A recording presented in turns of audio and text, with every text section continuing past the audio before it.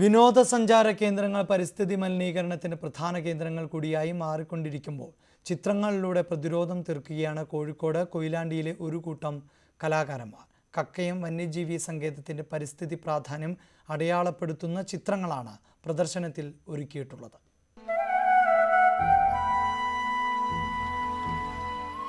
മനുഷ്യന് മാത്രമല്ല ഭൂമി മറ്റ് ജീവജാലങ്ങൾക്കു കൂടി അവകാശപ്പെട്ടതാണെന്ന് വിളിച്ചോതുന്നതാണ് ചിത്രകാരന്മാരുടെ കൂട്ടായ്മയിൽ പിറന്ന ഈ പ്രദർശനം. ഇവിടെ 22ഓളം കലാകാരന്മാർ, വിവിധ മേഖലകളിലുള്ള ചിത്രകാരന്മാർ ഇവിടെ ഒന്നിച്ച്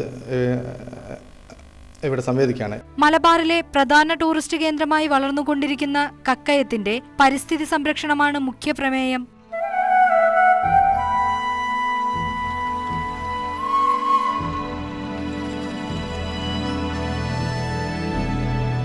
ഓരോ പ്രദേശവും ടൂറിസ്റ്റ് മേഖലയായി മാറുമ്പോൾ അവിടെ നിന്നും പ്രകൃതിയിലെ ജീവജാലങ്ങൾ പ്രകൃതിയിൽ നിന്ന് അകന്നു പോവുകയാണ്. അപ്പോൾ അത്തരം ഒരു സാഹചര്യത്തിലാണ് ടൂറിസ്റ്റ് മേഖലയായിട്ട് വളർന്നുകൊണ്ടിരിക്കുന്ന ഈ കക്കയം തന്നെ ഞങ്ങളെ ഈ പ്രകൃതി സംരക്ഷണ സന്ദേശവുമായിട്ടുള്ള ഒരു ചിത്രരചനയ്ക്ക് വേണ്ടിയിട്ട് തിരഞ്ഞെടുത്തത്.